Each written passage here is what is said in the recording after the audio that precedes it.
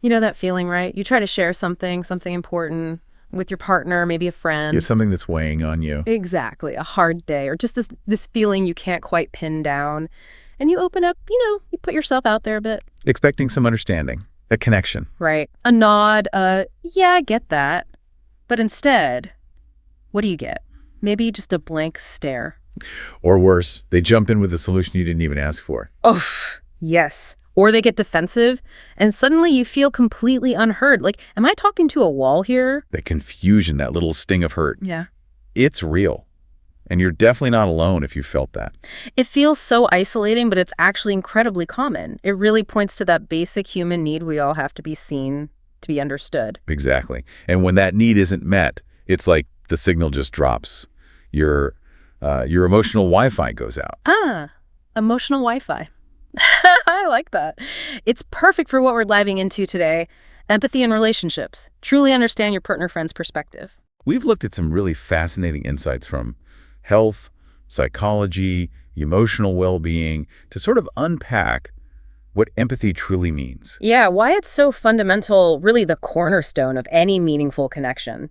And crucially, how we can actually get better at it. So the mission today is basically to give you a shortcut, a way to genuinely step into someone else's shoes. And build those stronger, more fulfilling bonds we all want. Now, we hear empathy thrown around a lot, but it often gets mixed up with sympathy, doesn't it? It really does. And our sources draw a very clear line here. It's a critical starting point because empathy is way more than just, feeling sorry for someone. Right. That feeling for someone, the pity, the sorrow, that's sympathy.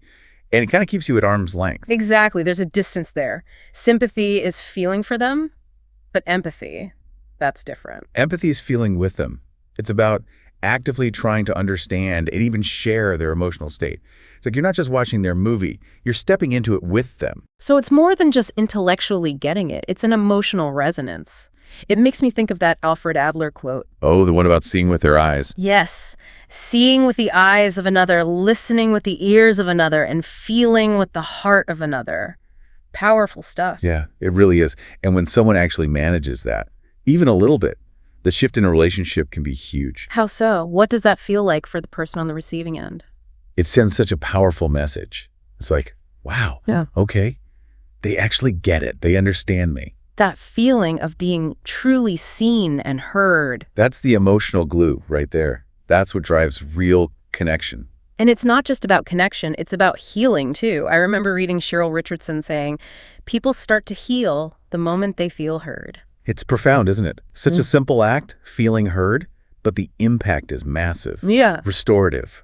And this impact, it ripples outwards, doesn't it? It's not just feeling better, it actually changes how the relationship functions. Absolutely. It transforms communication. So it's more than just feeling good.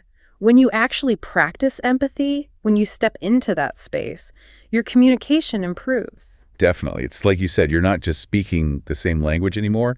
You're tuned in to the same frequency because you start practicing active listening. Okay, active listening. What does that involve practically? Well, it means fewer misunderstandings because you're doing things like paraphrasing, saying back what you heard in your own words. So what I hear you saying is that kind of thing. Exactly. And asking clarifying questions.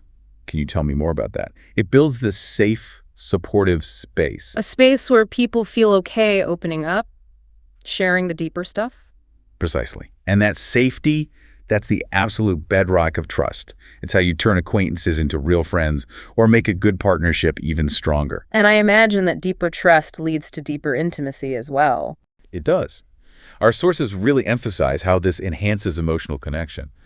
And interestingly, while it's not a direct cause and effect, studies consistently link satisfaction with communication to satisfaction with physical intimacy, too. It's all connected.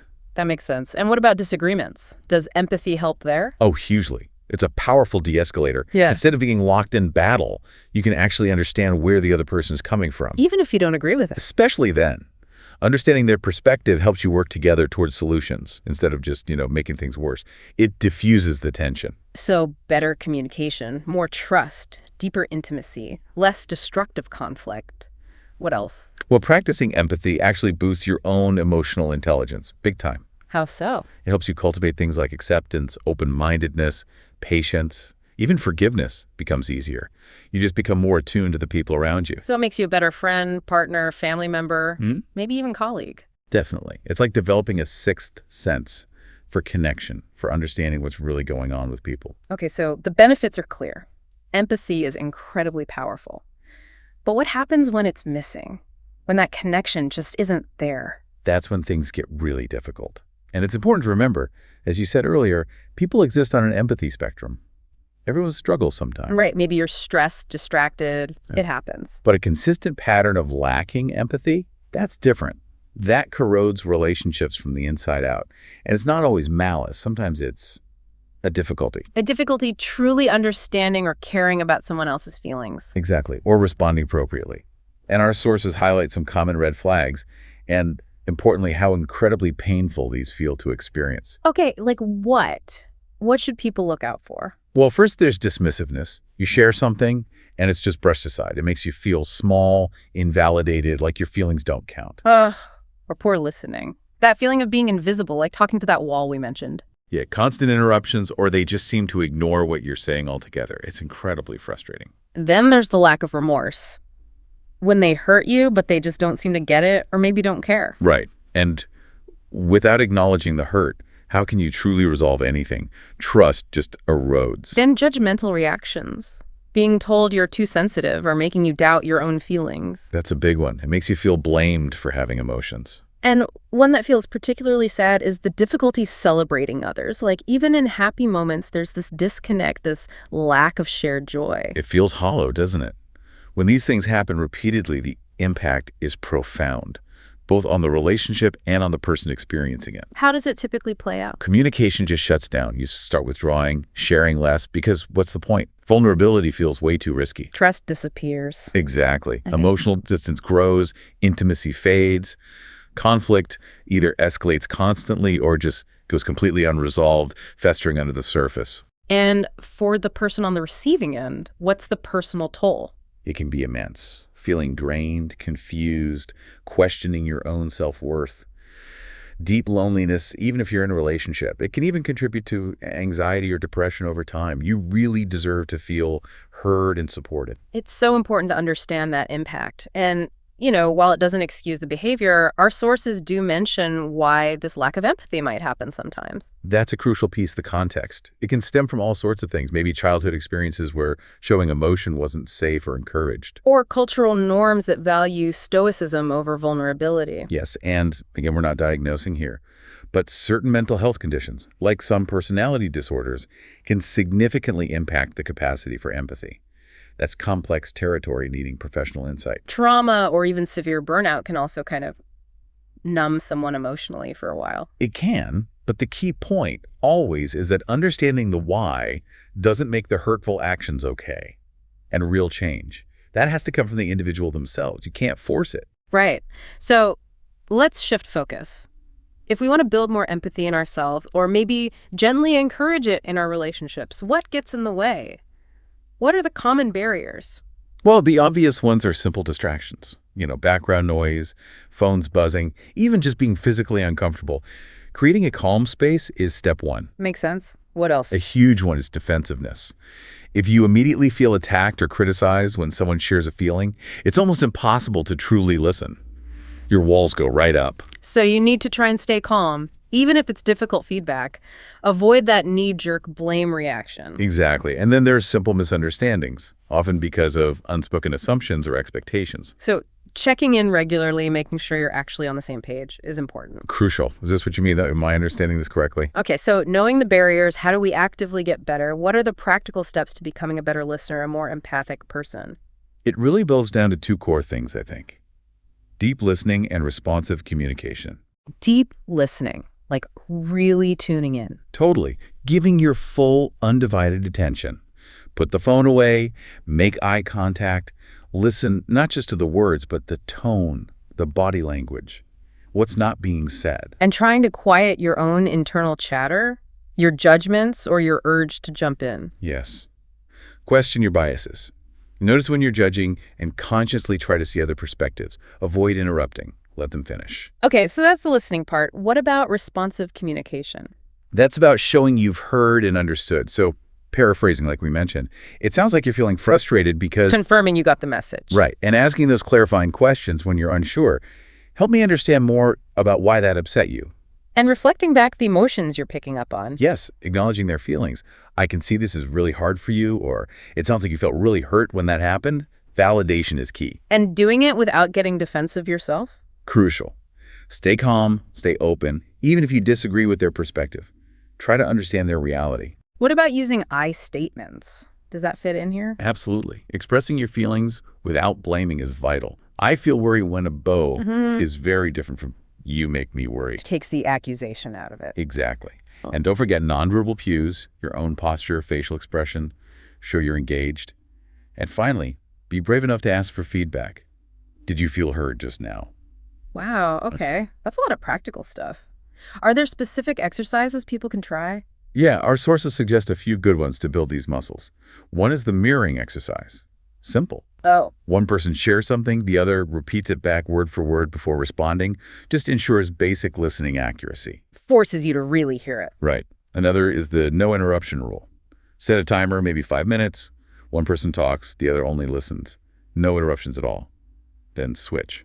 Builds listening stamina. It does. And there's the paraphrasing game, where you practice restating your partner's message in your own words until they agree you've got it right. And for ongoing practice. Establishing a weekly check-in ritual can be amazing. Just dedicating time each week specifically for open conversation, where you consciously practice all these techniques. Consistency really builds the habit. These sound really useful. Let's make it even more concrete. Can we look at some examples of how this plays out in real life? Absolutely. Seeing empathy in action really brings it home. Let's take Sarah and David, arguing about money. Sarah's worried about saving. David wants to spend more on enjoying life now. Okay, classic scenario. How does empathy change it? Instead of Sarah getting defensive about budgets, she stops, gives David her full attention. She paraphrases.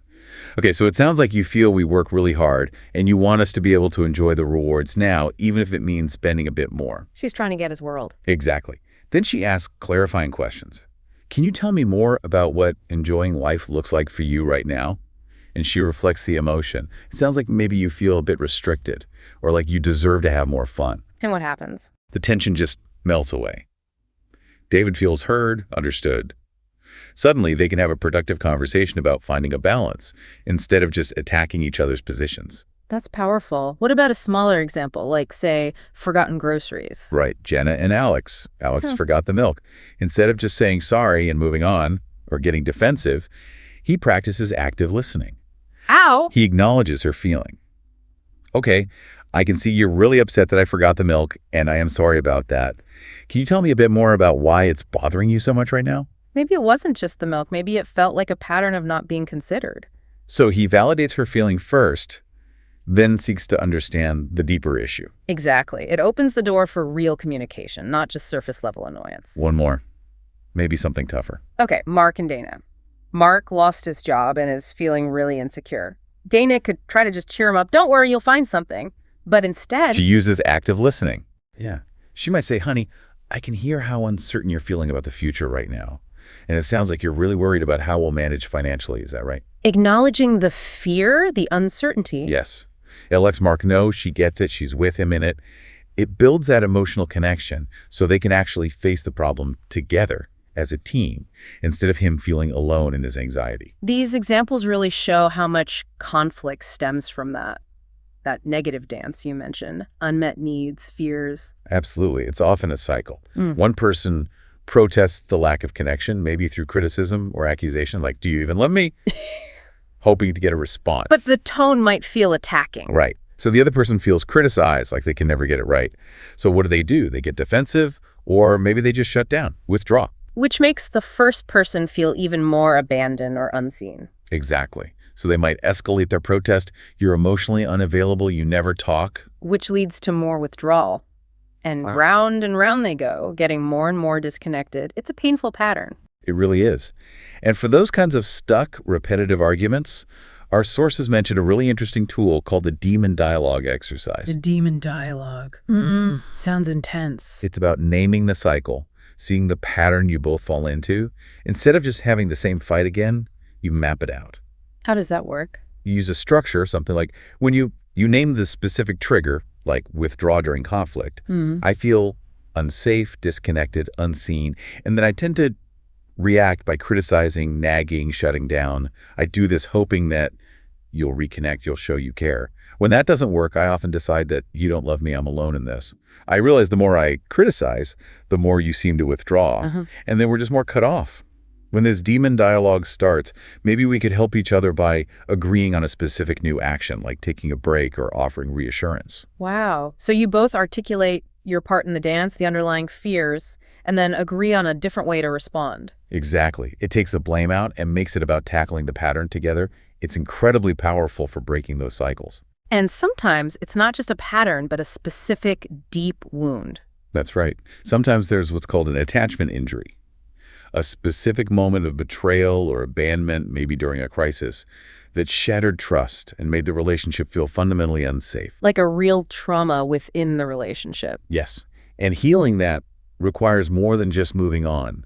The person who was hurt needs to be able to clearly articulate the injury and the pain it caused. And the other person Needs to truly hear it, acknowledge the pain, take responsibility for their part, express genuine remorse, and then, crucially, work together to create a new experience, an antidote bonding event that helps redefine the relationship as a safe haven again. That sounds like deep, important work for rebuilding trust after a major breach. It is. It's how real forgiveness and reconciliation can happen. Now, before we wrap this up, we really have to touch on something super popular in relationship circles. The whole love languages idea. Ah, yes.